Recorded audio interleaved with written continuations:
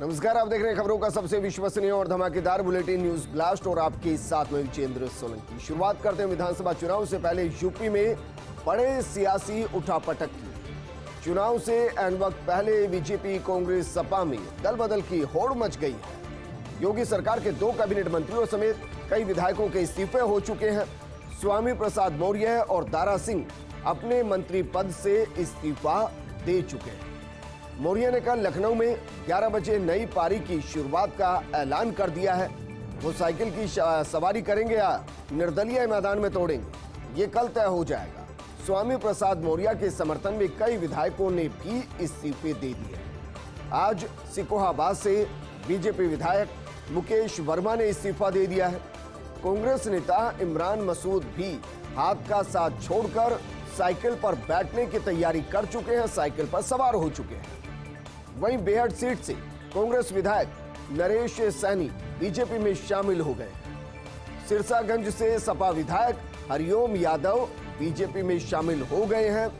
यानी बीजेपी के विधायक मंत्री सपा की तरफ जा रहे हैं, कांग्रेस के नेता सपा की तरफ, तो सपा के नेता बीजेपी की तरफ रुख कर रहे हैं। और जब तक टिकटों का बंटवारा नहीं होगा तब तक यही दल बदल लगातार चलता रहेगा।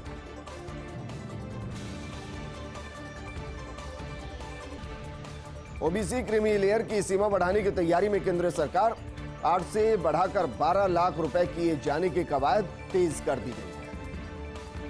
सामाजिक न्याय एवं अधिकारिता मंत्रालय ने इस मुद्दे पर पुनर्विचार को कहा है।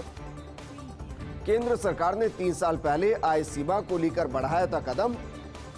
अब राजनीतिक रूप से अहम मुद्दे पर पुनर्विचार की सरकार ने पहल की है। सरकार का मानना है कि खेती की आय को यदि सालाना आय में नहीं शामिल किया जाए तो इससे ग्रामीण गरीबों को मदद मिलेगी। इस संबंध में 2020 में जारी किया गया था कैबिनेट नोट। ओबीसी की आय सीमा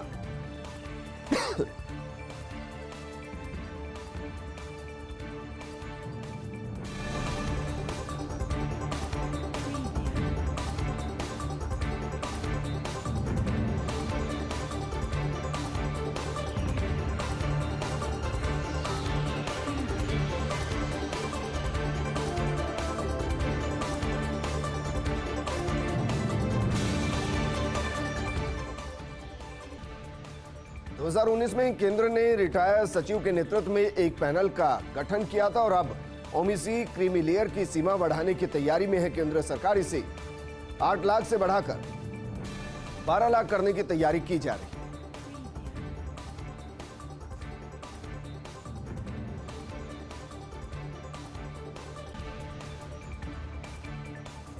वहीं आम आदमी पर दोहरी मार पड़ रही है। एक तरफ कोरोना और दूसरी तरफ महंगाई की मार पड़ रही है।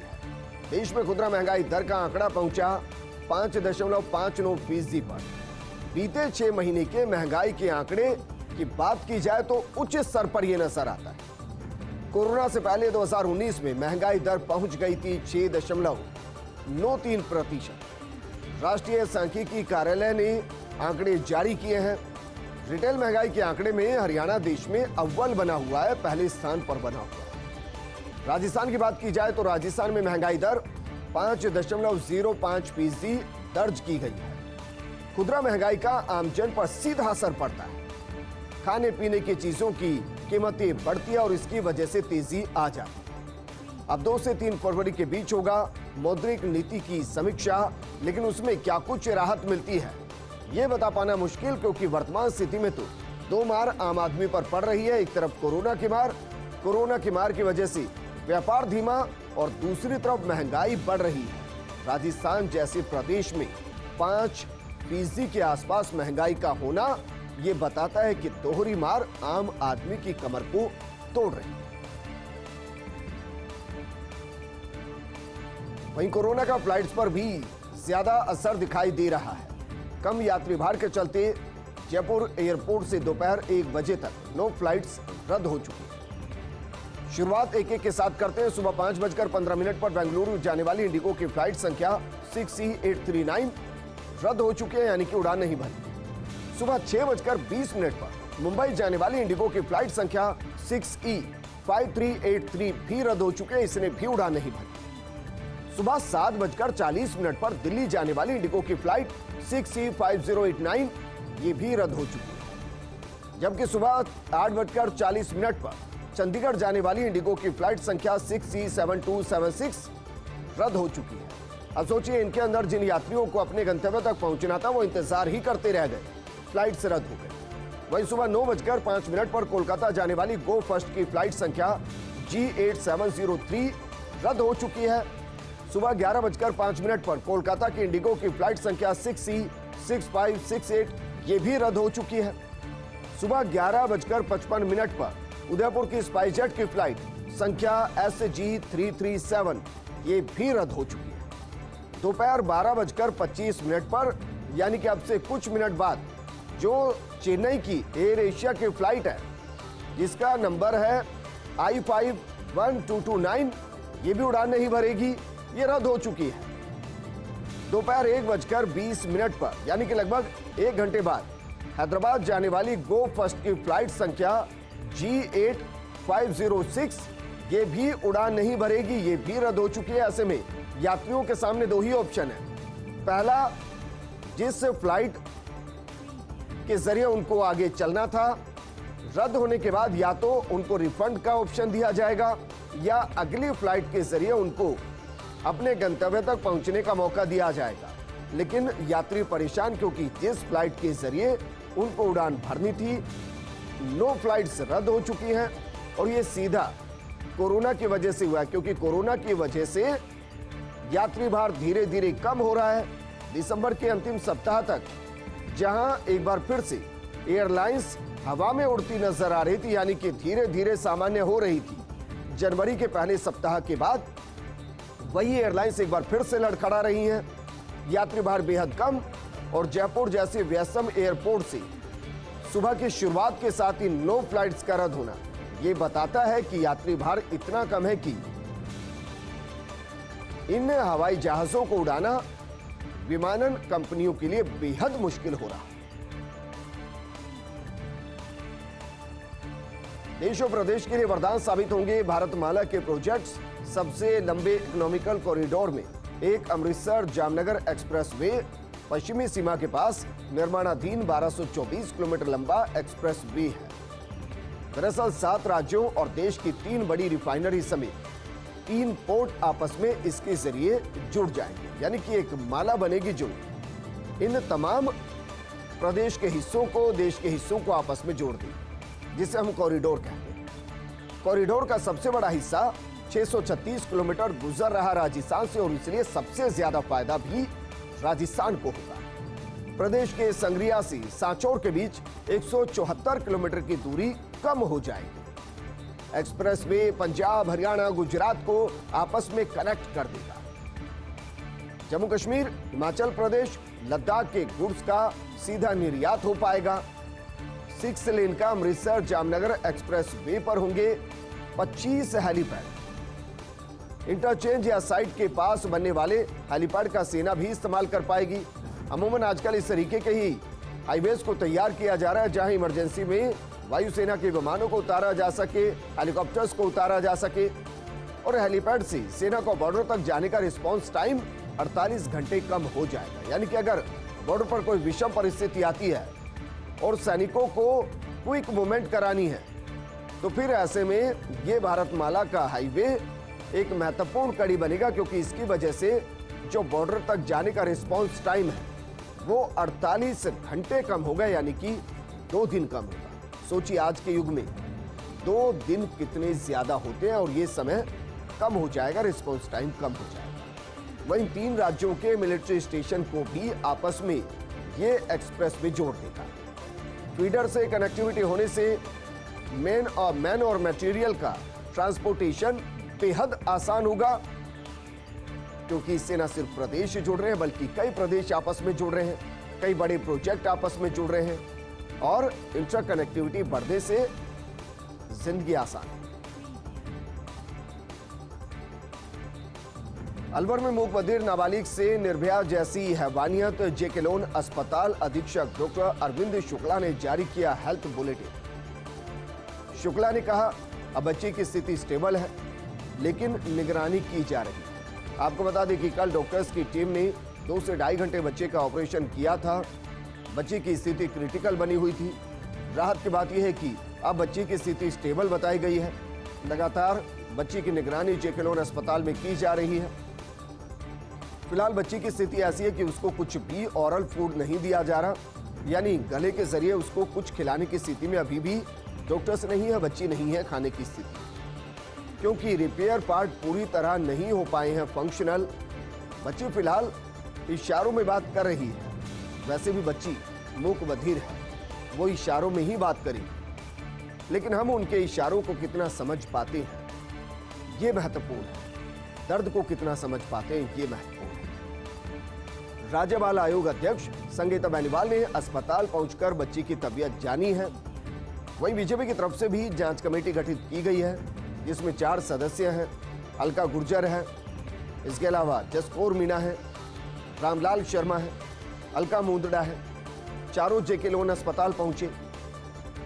अस्पताल अधीक्षक डॉक्टर शुक्ला और परिजनों से बच्ची के हालचाल उन्होंने जाने हैं।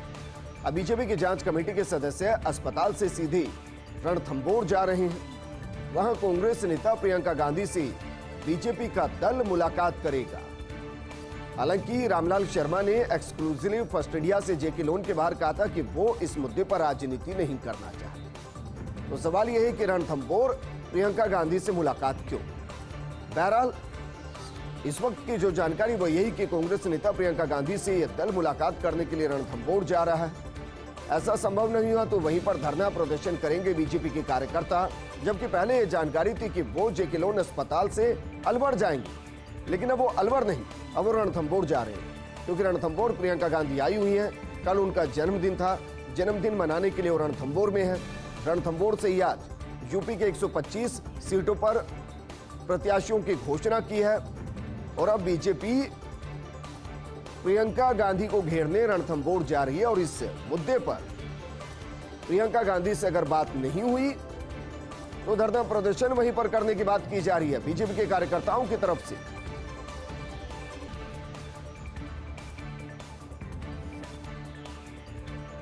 मायाड़ भाषा प्रेमियों के लिए अच्छी खबर है। राज्य की 22 रियासतों की गूढ़ दस्तावेज उगलेंगे राज्य अभिलेखाकार की पहल पर सीडैक विकसित करेगा नया पोर्टल। राजस्थानी को संविधान में भाषा का दर्जा दिलाने का रास्ता साफ होगा। गूढ़ शब्दावली को पढ़ने के लिए विकसित होगी नई 12 खंड। राज्य सरकार ने 1 करोड़ 9 लाख रुपए की सीडैक को अप्रूवल जारी कर दिया है और इसके लिए जल्द वर्क ऑर्डर जारी होंगे। 1 साल बाद कार्य पूरा हो सकेगा। लेखागार में मध्यकाल आधुनिक काल के 30-40 करोड़ दस्तावेज उपलब्ध हैं। 22 रियासतों की अनेक बोलियां जैसे मारवाड़ी, ढूंढाड़ी, हाड़ौती, मेवाती, मेवाड़ी, इन तमाम के दस्तावेज मौजूद हैं, जो अपने आप में एक इतिहास को समेटे हुए हैं। लेकिन लिपि पठनीय नहीं होने से ऐतिहासिक तथ्य सामने नहीं आ पा रहे हैं, यानी जिस लिपि में लिखा गया है वो रीडेबल नहीं है, उसको रीडेबल करना है और उन दस्तावेजों में जो फैक्ट हैं उनको सामने लेकर आना है।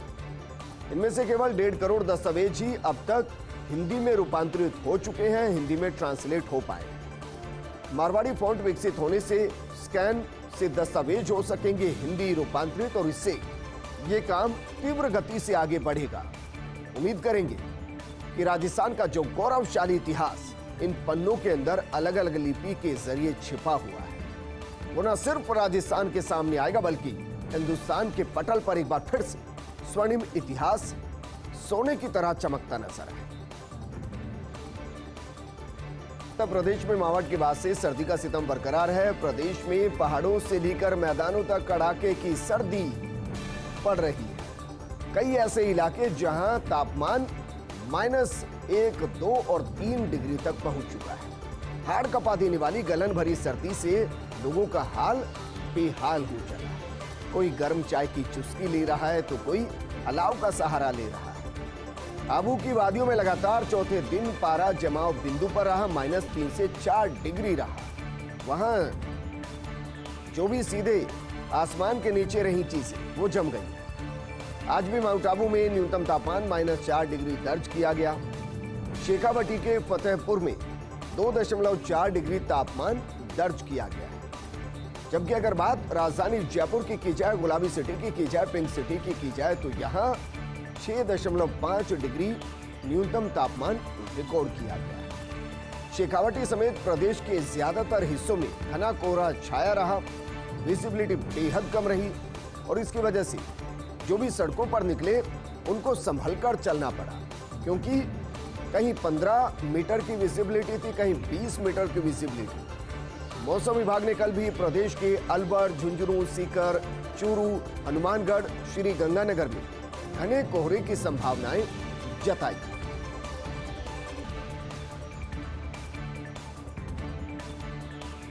वहीं जयपुर एयरपोर्ट पर कम विजिबिलिटी से फ्लाइट डिपार्चर में देरी हो रही है। एक तरफ फ्लाइट्स रद्द हो रही हैं, दूसरी तरफ जो चल रही हैं उनके डिपार्चर में भी देरी हो रही है।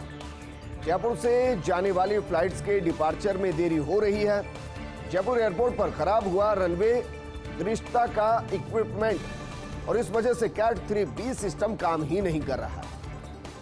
दरअसल 550 मीटर से कम विजिबिलिटी पर उड़ान नहीं भर सकती हैं फ्लाइट्स और इस वजह से कौन कौन सी फ्लाइट्स का टाइम डिले हो गया है।